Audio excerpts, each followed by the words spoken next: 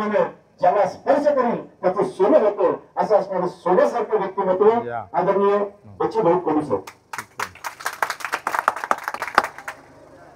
खरं तर तुम्ही तुमच्यासाठी एकदा टाळ्या वाजवा. इतक्या उशिरा मला असं वाटलं का झोपले असणार सगळे, पण तुम्ही जागे जे काही दिसले खरंच तुमचं मानावर तेवढा आभार कमीच आहे. लढा जरी तुमच्या आमच्या सर्व शेतकरी मजूर बांधवाचा असला तरी त्यामध्ये किती लोक इन्व्हॉल्व होतं हा मोठा प्रश्न असतो. सभेला आपली उपस्थिती असल्यामुळे ही सभा होतं आणि मग त्या उपस्थितीमुळं खरं तर पुढची दिशा ठरतोय. विठ्ठलराव देशमुखांना कल्याणकर साहेबांना पण बोलायचं होतं. त्यांना म्हटलं मी आता तुम्ही बोलू नका, कारण त्यांनी आज एकट्या सभा लावून टाकल्या आमच्या मागं. म्हणजे 9 सभा घेतल्या त्यांनी. कुठून निघालो आपण? हदगाववरून. हदगावपासून सुरुवात झाली आणि आता मुदखेडच्या तालुक्यात आपण नायगाव तालुक्यात आपण आता त्याचा समारोप करतोय. इथून आम्हाला रात्रभर सोलापूरला जायचं आहे. उद्या असाच सगळा दौरा चालू आहे. आमचे चव्हाण असेल त्यांनी पण चांगली मेहनत केली. मला वाटते या सगळ्या मंचकावर सगळ्याच पक्षाचे लोक आहेत आणि ही फार आनंदाची गोष्ट आहे. दुसरी गोष्ट का सगळ्याच जातीतले लोक आहेत, हे त्याच्यापेक्षा जास्त आनंदाची गोष्ट आहे. मी मित्रांनो तेच सांगायला आलो का तुम्ही कुठल्याही जातीचे असू द्या, तुम्ही आपापल्या जातीचे प्रश्न जरूर मांडा, कुठल्याही पार्टीचे असू द्या, ते झेंडे जरूर हातात घ्या, पण शेवटी मात्र मी शेतकरी आहे एवढं म्हणा, म्हणजे आपण जिंकल्याशिवाय राहणार नाही. मी शेतकरी आहे एवढं जरी तुम्ही म्हटलं तरी हा विजय सहज हाती भेटू शकते. आपण पाहतोय या देशामध्ये शेतकऱ्याची संख्या जास्त आहे. शेतकऱ्याशिवाय दुसऱ्या शेतकऱ्या एवढी कुणाची संख्या नाही. म्हणजे 70% शेतकरी आहे आणि उरलेल्या 30% बाकीचे सगळे झाले, कामगार आले, अधिक कोणी असेल, कर्मचारी असेल, अधिक काय असणार, पण सगळ्यात जास्त आम्ही आहोत. मग आमचा आवाज मोठा राहिला पाहिजे होता, आमच्या बाजूने सरकार झुकायला पाहिजे होतं, पण ते उलट झालं. संख्या आमची जास्त आणि आवाज मात्र दुसऱ्यांचा जास्त झालेला आहे. लढाई हे समजून घेतली पाहिजे. आज जे आम्ही लढाई लढतो आहे हे कुठल्या जातीपाती धर्मासाठी नाही आहे निश्चितच, कारण जातीपातीच्या धर्माच्या लढाईमध्ये कदाचित आम्ही पाहतोय का त्या आंदोलनाला अधिक जास्त वेगळ्या प्रकारचं वळण झालं असतं, वेगळ्या प्रकारचं समर्थन भेटलं असतं. पण मी सगळा विचार करून जेव्हा विचार करतो आहे, मी आता स्टेटमेंट दिलं टीव्हीवर का याच्यानंतर बच्चू कडू कुठल्याही जाती धर्माच्या मंचकावर राहणार नाही. शेतकऱ्यासाठी शेवटपर्यंत लढल्याशिवाय आम्ही हा मुद्दा सोडणार नाही. कारण आखरी आम्ही पाहतोय आहे का हा शेतकरी सगळ्या जातीत सापडतो. तो ओबीसीत आहे, तो मराठ्यात आहे, तो दलितात आहे, तो मुसलमान मध्ये आहे, हिंदू मध्ये आहे, भाजपामध्ये आहे, राष्ट्रवादीमध्ये आहे, काँग्रेसमध्ये आहे, शिवसेनेमध्ये आहे, आरपीआय मध्ये आहे, वंचित आघाडीमध्ये आहे, सगळ्यामध्ये आमचा शेतकरी आहे आणि तरी सुद्धा त्याचंच मरण आहे. हे सगळं जे षडयंत्र चाललं ते तुमच्यासाठी जात आहे, लक्षात घ्या. आज शहरात जे श्रीमंत लोक आहेत त्यांच्या सुविधा तुमच्या गरिबीवर अवलंबून आहे. तुम्ही जेवढे गरीब राहाल, जेवढे तुम्ही अडचणीत याल, तेवढी जास्त धाव आम्ही शहराकडे घेऊन जातो. मी हिंगोलीच्या एका मित्राकडे गेलो जेवण करायला आणि त्या मित्राकडे एक भांडे घासणारी महिला होती आणि मी तिला सहज विचारलं, बाई तू कुठल्या गावची? आणि माझ्याकडे 2 एकर शेती आहे. बाप माझा नवरा करतं पण ते परवडत नाही. आता मला शहरात भांडे घासायला आल्याशिवाय माझं कुटुंब काही चालू शकत नाही. म्हणजे शेतकऱ्याच्या गरिबीतच श्रीमंताची सेवा लपलेली आहे, लक्षात घ्या. हे व्यवस्थित षडयंत्र आहे. पूर्ण शहरामध्ये, मुंबई पुण्यामध्ये ह्या सगळ्या सुविधा सहज उपलब्ध व्हावं, तिथं कामगार उपलब्ध व्हावा, तिथं भांडे घासणारा उपलब्ध व्हावा, तिथं सगळ्या प्रकारची व्यवस्था निर्माण व्हावी म्हणून जाणून बुजून खेडे गरीब करण्याची व्यवस्था आहे. आणि हे आम्हाला समजत नाही. हेच आमचं दुर्दैव आहे. आम्ही जातीपाती धर्मात नेहमी लढत राहू, भांडत राहावं, एकमेकाचा खून करत राहावं, प्रत्येक गाव जाती धर्मानं पेटून उठावं. तुम्ही आपसात भांडत राहिले का मग शेतकऱ्यासाठी भांडणारा कुणी उरणारच नाही. आणि तो जर उरला नाही तर सरकारच्या डोक्याला ताण नाही, पैसे खर्च करायला लागत नाही. पण सगळे भांडण सोडून जर शेतकरी शेतमजुरासाठी सगळे रस्त्यावर आले तर सरकारला बजेटमध्ये पैसे ठेवल्याशिवाय गत्यंतर नाही. तो एक दिन में गिर जाएगी सरकार, एक दिन में गिर सकती है. हो, मला एका पत्रकारानं विचारलंय का तुमच्या या आंदोलनानं, तुमच्या या उपोषणानं, तुमच्या या लढ्यानं सरकार जागा होईल का? मी त्यांना म्हटलंय, अरे सरकार जागा होणार नाही मला माहित आहे, पण माझा शेतकरी नक्की जागा होईल. आणि तो जर जागा झाला तर सरकार 10 ठिकाणी नमल्याशिवाय राहणार नाही. काय अवस्था हो आज आमची. आज सोयाबीन 3400 रुपयाला विकावं लागतं. बाजारभाव पाहिले असेल तुम्ही का? मागच्या 15 दिवसाचे बाजारभाव सोयाबीनचे पाहिले तर ते आम्ही पाहतोय आहे ते 4000 होते. आणि आता जसं जसं सोयाबीन निघणार तसं जसे बाजारभाव 3000 पर्यंत जाईल. मला तुम्हाला सांगा, मला प्रश्न विचारायचा आहे का तुम्ही 3000 रुपये भावानं सोयाबीन विकणार आहे? मग 3000 रुपये भावानं जर सोयाबीन विकायची वेळ आली तर मग आम्ही करणार काय? यासाठी काय उपाय आमच्याजवळ? कोण लढणार आमच्यासाठी? कोण मशाली पेटणार? कोण अंगावर गुन्हे दाखल करून घेणार? कोण हे आंदोलन उभारणार? हे सगळे प्रश्न तुम्हाला विचारतोय मी, सगळे प्रश्न विचारतो. एकही उत्तर सापडत नाही. राज्य सरकारनं किती भावाची शिफारस केली आणि केंद्र सरकारनं किती भाव जाहीर केलाय काही माहित नाही कोणाला. आम्ही शेतकरी म्हणून जगलोच नाही रे कधी. आम्ही शेतकरी म्हणून जर जगलो असतो तर आज एवढी वाईट अवस्था आमची आली नसती. 3500 रुपये सोयाबीन जर विकावं लागत असेल तर याच्यापेक्षा मेलं परवडलं ना. कशाला जिंद राहायचे आम्ही जिवंत. म्हणून आम्ही आव्हान ठोकतोय सरकारला, महाराष्ट्रामध्ये जर येत्या काळामध्ये 15 दिवसाच्या सोयाबीन केंद्र जर सुरू केलं नाही आणि अख्खं सोयाबीन जर आमचं खरेदी केलं नाही तर आम्ही सांगतोय पालकमंत्री आणि कलेक्टरच्या घरावर आम्ही सोयाबीनचं कुटार सगळं सोयाबीन नेऊन टाकल्याशिवाय राहणार नाही. गावागावातून एक एक ट्रॅक्टर काढू, पण हे सगळं सोयाबीन आम्ही कलेक्टर ऑफिस मध्ये जमा करू. कारण ह्या घाट्याचा सौदा आम्ही सहन करणार नाही. ज्या मोदीजीनं चहावर चर्चा आणली होती आणि चहा विकून जे मोदीजी आम्ही पाहतोय पंतप्रधान झाले, त्या मोदीजींना आम्ही प्रभू रामचंद्राची शपथ घेऊन विचारतोय का तुमचा चहाचा धंदा किती टक्के नफ्यानं घेत होता? तुम्ही चहा किती टक्के, चहामध्ये किती टक्के नफा घेत होता? हे काय धंदा सांगा जो 100% नफ्याशिवाय राहतं काय? दाम दुप्पट आल्याशिवाय आमचं काही जमत नाही. पाणी वरतून येऊन राहिलंय आणि मला सभा थोडक्यात थांबवावं लागेल. मित्र हो, आता जे सांगितलं थोडा मुद्द्याचं परिवर्तन होईल. 11% आयात कर कमी केला कापसावर आणि अमेरिकेतला कापूस आला आमच्या छाताड्यावर. 25 लाख गाठी आणल्या गेल्या मे महिन्यामध्ये. डिसेंबर पर्यंत 150 लाख गाठी आणल्या जाईल कापसाच्या अमेरिकेतल्या आमच्या भारतावर. आणि मरणार कोण? तर भारतातला शेतकरी. भाव कोणाचे कमी होईल? कापूस उत्पादक शेतकऱ्याचे.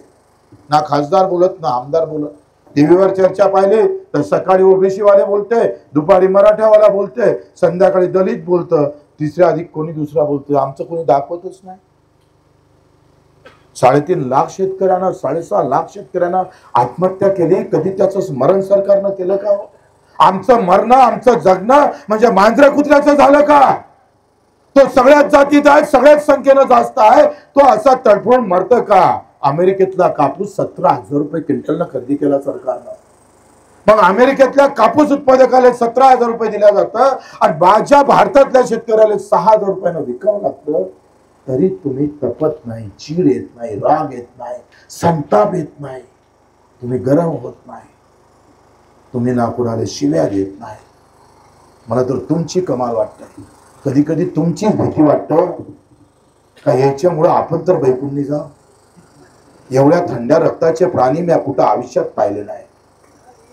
अरे दुधाखाली जरी आग लावली, ते जरी गॅसवर ठेवलं तर ते उतू येते रे. तुम्ही कधी उतू येणार ते विचारतोय तुम्हाला. का राग येत नाही, का संताप येत नाही तुम्हाला? तुम्ही जातीपाती धर्मासाठी आम्ही पाहतोय जेवढ्या ताकदीनं बाहेर निघता निघा, माझ्या शेतकऱ्यासाठी पण निघा, त्याच्यासाठी पण लढा. 6.5 लाख शेतकऱ्यांना आत्महत्या झाली. आम्हाला कधी काही त्याचं वाईट वाटलं नाही. आज बॅक वॉटरचे प्रश्न आहे सगळे इकडे. गोदावरीच्या काठावर जे शेतकरी आम्ही पाहतोय, जे जगतात ना ते कसे जगतात माहित नाही. 6-7 वर्ष 10 वर्ष सहन केलं तुम्ही. 10 वर्ष. अरे बायकोनं भाजी चुकीची केली तर आम्ही रागोराग सोडून देणारी औलाद पाहिजे. आणि 10 वर्ष आमचं सगळं भरपूर पीक निघालं. आम्ही बोलायला तयार नाही. आमचा खासदार आमदार बोलायला तयार नाही. मी आता तो सगळा लॉ काढला जो केस लॉ आहे त्यानं जे पहिली केस आम्ही 1995 मध्ये जिंकली. या बॅकवॉटर शेतकऱ्यांना जिंकली 1995 मध्ये. आणि 1995चा हायकोर्टाचा निर्णय असा आहे का एकतर शेतीचा मोबदला पूर्ण द्यावा लागेल नाहीतर शेतीत भूसंपादन करावं लागेल. बच्चू भाऊ तुम आगे बढ़ो. बच्चू भाऊ तुम आगे बढ़ो. मित्र हो 2004चा निर्णय जायकवाडी धरणाचा आहे. आमच्या आमदार खासदारांना नाही पाहिलं. त्याला माहित आहे का या धंद्यात आम्हाला पडण्याची काही गरज नाही. मी शेतकरीच्या मुद्द्यावर मला संसदेमध्ये बोलण्याची गरज नाही कारण मला माझ्या जातीचे मत फिट आहे पक्के आहे. ते जात नाही आणि जात माली मत मारल्याशिवाय राहत नाही. त्याच्यामुळे साला तोही बोलत नाही कारण जात पक्की है. त्याच्या मागे धर्म पक्का है.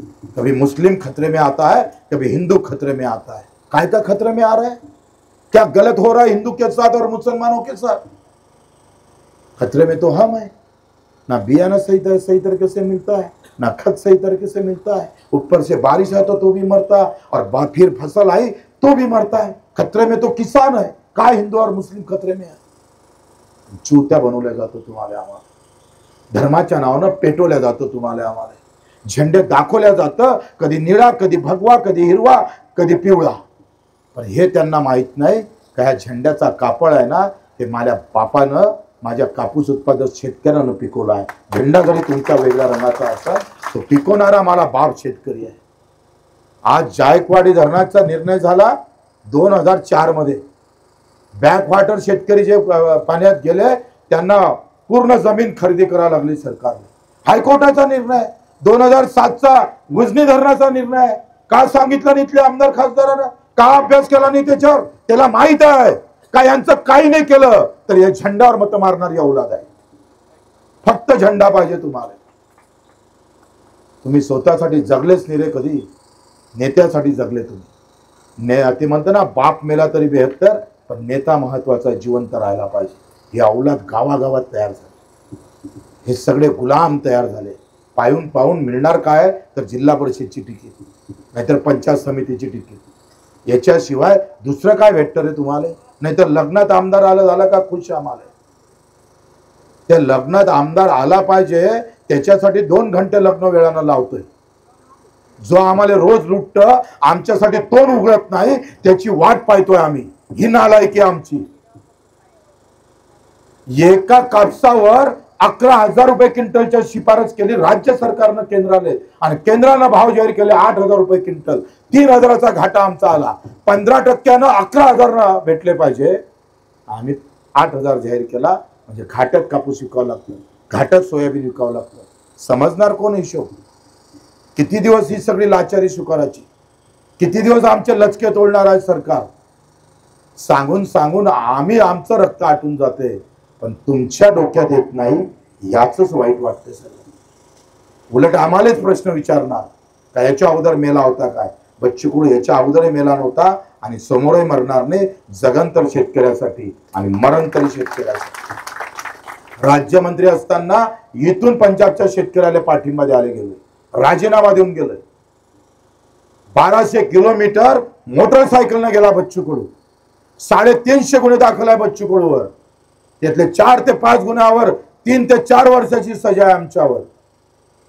115 वेळा रक्तदान केलंय. प्रत्येक काम जिगरीनं केलं. या दिव्यांगांसाठी आम्ही लढलो. ज्याला पाय नाही हात नाही डोळे नाही त्याच्यासाठी सक्का भाऊ सुद्धा रस्त्यावर यायचा नाही. त्याच्यासाठी बच्चू कडू रस्त्यावर आला देशामध्ये. दुसरा आमदार दिसत नाही. आम्ही त्याची जात पाहिली नाही धर्म पाहिला नाही पंथ पाहिला नाही त्याच्या वेदना पाहिल्या. त्याचं मत भेटणं याच्यासाठी बच्चू कडूनं काम केलं नाही तर त्याचा आशीर्वाद भेटणं म्हणजे पंढरपूरच्या विठोबाचा आशीर्वाद भेटला असं समजतो आम्ही. म्हणून लढलो आम्ही त्याच्यासाठी. 600 रुपये महिना भेटत होता. 1000 केला. 1000च्या 1500 केला. आता 7 दिवस उपोषणाला बसलो आणि पुन्हा 150 किलोमीटर पायी चढलो. आता 2,500 रुपये महिना झाला. लढाई पैसों की है. जातीभेद नाही, धर्मभेद नाही, अर्थभेदाची लढाई आहे. आणि या अर्थभेदाची लढाई आम्ही जिंकणार आहोत. ज्याप्रमाणे 2,500 रुपये महिना माझ्या दिव्यांगाला मिळून दिला, त्याचप्रमाणे कर्जमुक्ती केल्याशिवाय राहणार नाही. आम्ही स्वस्त बसणार. जे जे काय शेतकऱ्याचे प्रश्न सर हमी भावाचे आहे, आम्ही म्हणतोय तुम्हाला हमी भाव देता येत नसत तर पेरणी ते कापणीपर्यंत सगळे काम MRGS मध्ये करा. मजुरीचा खर्च सरकारनं काढावा, कारण गावात मजुरीचा प्रश्न आहे. गावात मजुराले मजुरी ताकदीनं भेटत नाही. आणि मग मजुरीचा खर्च जर MRGS मध्ये केला तर आमचा 75% खर्च कमी होतं आणि 30% आम्हाला येतं. उद्या ऊन वारा पाऊस काही आला तरी माझा खर्च कमी होईल. उत्पादन खर्च कमी करण्याची ताकद आमच्या मागणीमध्ये आहे. आणि एकदा उत्पादन खर्च कमी झाला तर नफ्याचे वाटेकरी माझा शेतकरी होईल. तो एका जातीचा होणार नाही, तो सगळ्या धर्म जातीचा होईल. ही लढाई तुमच्या अर्थकारणाशी जोडली आहे. आणि मला भीती आहे का मुंबईतल्या, मी शेवट सांगतोय, मुंबईतल्या एका नेत्यानं सांगितलं का शेतकऱ्यासाठी लढणं म्हणजे मूर्खपणाचा धंदा आहे. म्हटलं का? शरद जोशीनं या शेतकऱ्यांना पाळलं. शरद जोशीला जे पाळलं, ज्या शरद जोशीनं तुमच्यासाठी दिवसाची रात्र केली, रक्त बामळ झाला, संसार सोडला आणि तुमचा संसार मांडला, त्या शरद जोशींना हिंगणघाटच्या वर्ध्यामधल्या हिंगणघाटच्या आमदारकीला पाळलं. काय भूतईनं पाळलं? तुम्हीच पाळलं. कारण तुम्ही त्याचं नाव जोशी होतं. तुम्हाला तुमच्या आडनावाचा पाहिजे, तुमच्या जातीचा पाहिजे, पण तुमच्यासाठी मरणारा नाही पाहिजे. ही अवस्था. ना आंदोलनात यायला तयार आहे, ना मत मागायला तयार आहे. तुम्ही कोण लढणार आहे तुमच्यासाठी? आत्ता आम्ही बाहेर निघालो म्हणून बाकीचे झेंडे शेतकऱ्यासाठी निघून राहिले. आणि बच्चू कडू जर कर्जमाफीच्या बाबतीत बोलला नसता तर विरोधी पक्ष विसरला असता आणि सत्तेवाले विसरले असते. आम्ही हा मुद्दा रेटून धरला. जर तुम्ही शब्द दिला असाल तर आम्ही पाहतोय प्रभू रामचंद्राची कसम, जसं प्रभू रामचंद्रानं सांगितलं प्राण जाए लेकिन वचन ना जाए, सीतेला सुद्धा अग्निपरीक्षा द्यावी लागली प्रजेसाठी. आणि हे राम भक्त निघाले. ते म्हणतात दुष्काळ पडल्यावर आम्ही कर्जमाफी करू. म्हणजे तुम्हाला शेतकरी काय पाय घासून मरताना पाहायचा आहे का? तो रक्त बामळ होताना पाहायचा आहे का? हे अशा प्रवृत्तीनं जर तुम्ही आमची कर्जमाफी करत असाल तर आम्ही सांगतोय आम्ही काही कमी नाही आहे. छत्रपती शिवरायानं ज्या पद्धतीनं मोगली सत्ता आणि वतनदारी कम केली, त्याच ताकदीवर हा शेतकरी जात पात धर्म पार्टी सोडून शेतकरी म्हणून उभा राहिल्याशिवाय राहणार नाही. आणि मग तुमची आरपारची लढाई आम्ही लढल्याशिवाय राहणार. मित्र, ह्या सगळ्याच्यासाठी पूज्य बाबासाहेब आंबेडकर असेल, छत्रपती शिवाजी महाराज असेल, अहिल्यादेवी होळकर असेल, माझ्या महात्मा ज्योतिबा फुले असणार, या सगळ्यांनी शेतकऱ्यासाठी जीवाचं रान केलं, शेतकऱ्यासाठी लढलं. ते एका जातीसाठी कधी लढलं नाही. आणि म्हणून आम्ही सर्वांनी या सगळ्या महापुरुषांचा आदर्श घेत 28 तारखेला आपण जे आंदोलन करतो आहे ते नागपूरला बुट्टेबोरीला करतो आहे. तुमचं सुद्धा तिथं यावं हे आमंत्रण द्यायला आलो. आणि तुम्ही तिथं यावं याच्यासाठी आपण जे जे काय करता येईल ते करावं. आपली याची तयारी आहे. ते तिकडे एक शेवटनं त्यांना हात वरती केला यांनी आणि आता बाकीचे करून म्हटलं तर असा वांदा आहे. म्हणजे तुम्हाला टोमणे मारल्याशिवाय तुम्ही काहीच करत नाही. मग आम्ही हे लढाव का नाही लढाव? का सोडून द्या मुद्दा? का झेंड्याचा मुद्दा घेऊ हाती? नाही, झेंडा घेऊन बरं आहे. कोणता एक झेंडा घेतला तरी जमते राजा. अरे झेंड्याचा घेऊ का शेतकऱ्याचा घेऊ? आहे सगळ्याची तयारी. आणि मग 28 तारखेला जेवढ्या जमान तेवढ्या लोकांना जास्तीत जास्त दिवस थांबा लागत या विचारानं एकत्र यायचं आहे. एकदा शेतकरी म्हणून त्याचं अस्तित्व दाखवायचं आहे. मित्र, आपण सर्व इतक्या उशिरा गजाननराव, विठ्ठलराव, आमचे सर्व कार्यकर्त्यांनी, आमचे अमितजी ठाकूर असेल, बल्लूजी जोंजाळ असेल, सगळे कार्यकर्ते, सगळ्या पक्षाचे, सगळ्या जातीच्या कार्यकर्त्यांनी जे मेहनत घेतली त्याला बच्चू कडू आभार मानतोय, धन्यवाद देतोय. कारण हे इतक्याचसाठी तडमडीनं करतो आहे. माझ्या शेतकऱ्याच्या आयुष्यात कुठेतरी आनंद आला पाहिजे, त्यानंही गाडी घेतली पाहिजे, बंगला बांधला पाहिजे, त्याचंही पोरगं डॉक्टर झालं पाहिजे, त्याची इज्जत इब्रत वाचली पाहिजे. इतक्यासाठी हा उठाठेव आहे. 28 तारखेला फक्त तुळशीचं लग्न आहे. ते तुळशीचं लग्न आहे म्हणून येणार नाही असं करू नका. कारण तुळशीच्या लग्नाचा विचार करा तर भविष्यात तुमच्या पोट्याच्या लग्नाचा विचार कोणीच करणार नाही. तुम्हाला आताच पोरी भेटत नाही, म्हणून इथून 5 वर्षात तर तुम्हाला पाहणारही नाही. तुम्ही कसाय भांग काढा, कोणत्या रंगाचं शर्ट घाला, तुम्हाला पोरी भेटणं कठीण आहे. कारण शेतकऱ्याला लोक म्हणते तशी घरी राहिली तर चालते पोरगी, पण शेतकऱ्याला काही द्यायला तयार नाही. अशी सगळी व्यवस्था आहे आणि या व्यवस्थेला मात करायसाठी आम्हाला एकत्र यावं अशी विनंती करतो आहे. आपल्या सर्वांचे आभार. जय हिंद, जय महाराष्ट्र.